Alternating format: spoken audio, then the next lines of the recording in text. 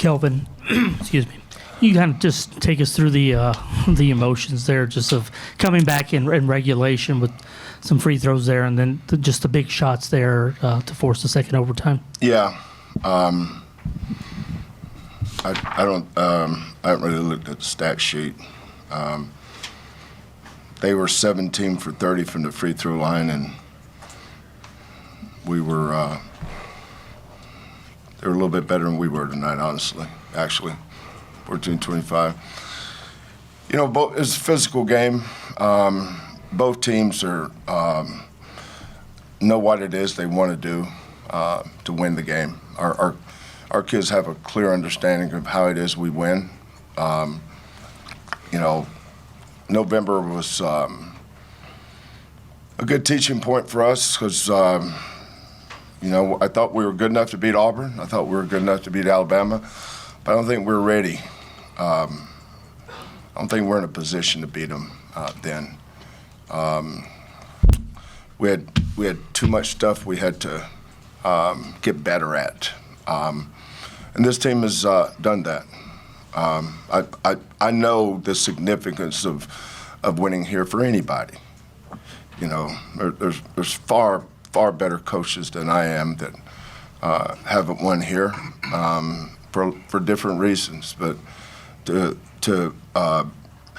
win the way we won in double overtime, I think speaks to this program's culture, how tough our kids are, and our ability to hang in there. You know. There's not a point guard in the country I respect more than DeJuan Harris. He's just a winner, 12 assists, 1 turnover. But this young man here, you know, he's a rebound and assist away from a triple-double. He couldn't do that in November. He wasn't ready. He was deferring and almost apologizing for not passing the ball to somebody. But you know, their size is going to be a factor for whoever they play. But I thought we had one shot at winning this game. That was the first 7 or 8, 10 possessions out of halftime. I didn't put a time on it. I just put the possessions. I said, we've got to win. We've got to start winning battles. Don't worry about winning the game. There's battles within the game that you have to win. And like last Saturday, we were terrible. The first half. We were down 12 to Central Florida. And then we came back. I think we're down 8 at halftime. I think we're down, we're down 7 tonight. But, you know, once we get to halftime, you know, we always talk about adjustments. I don't know if I'm smart enough to make an adjustment, but I do know that we had to start winning some battles. And to do that, you've got to have some courage. And that starts with you know, there's a 94-foot slab of rectangular wood we play on. What goes on outside that is not in our control, but there's so many times that does control, whether it's your play, whistles, whatever. It does affect it. But I thought our maturity showed tonight. We had some guys not play very good, but they played hard and they played tough, and sometimes that's enough. Kelvin, to force those 2 turnovers on inbounds, you know, each overtime, how often do you work on those situations, and what would you see on those? Well, the biggest thing was putting JoJo on the ball. JoJo takes everything vertical away. So now the denies now come left and right.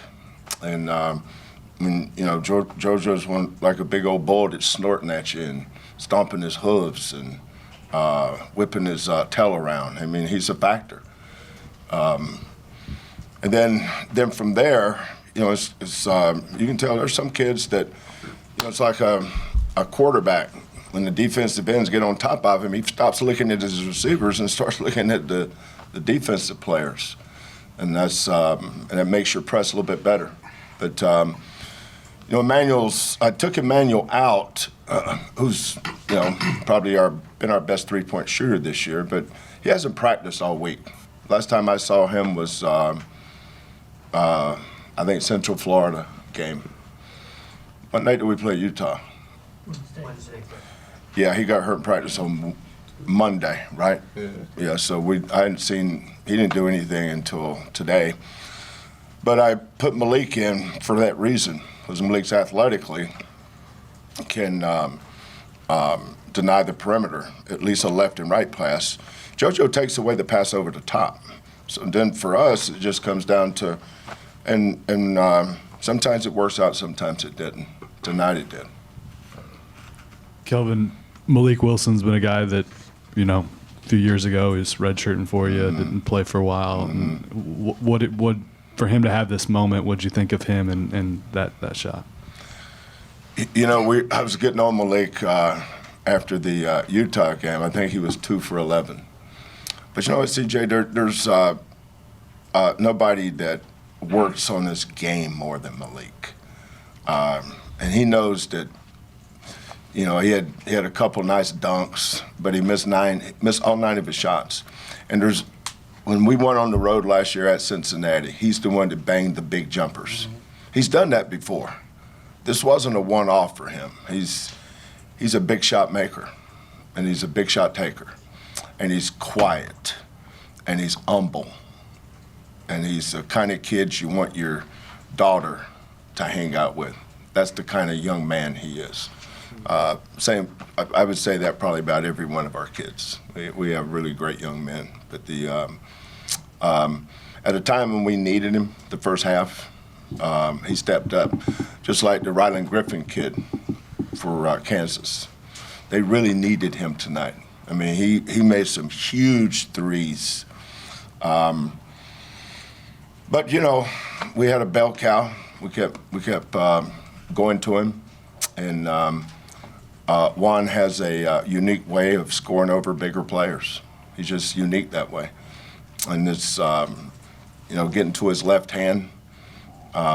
We ran 3 or 4 different actions just to move him around. Juan's not a great low post scorer unless he's against someone his size or shorter. But when we play against 7-foot kids or 6'11" kids, we always try to get him downhill facing the basket where he can get to his left hand in space. And then he can pass. He kicked one out to Milos for a big 3 tonight. But he's Juan's greatest strength is he has a really, really high basketball IQ. I mean, a really high basketball IQ. So being able to find something that was working and staying with it was big for us. Juan, how big was that basket? Like, what were you seeing out there when you kept getting into the elbow and attacking? Just trusting my work, especially knowing that they played drop coverage. We felt like that's something that we could attack, and we just kept rolling with it. I just got confident in my shot, shooting it, and coach said even if you miss, it's a good shot.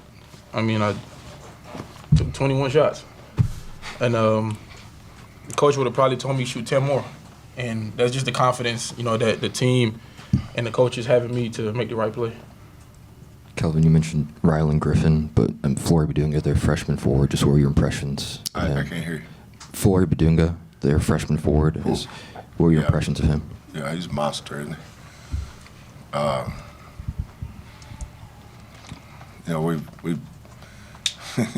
he? He's really good. Tough. I was impressed watching him on film. I'd seen him in AAU events a lot. Some of the kids that we recruited this year played on the Adidas circuit with him. So I saw him play a lot, and I think it was one of those games. I think it was College Station or Bryan, wherever that Adidas tournament was in Texas. And somebody said, I said, who is that kid? And they said, well, he's going to Kansas. And I went, of course he is.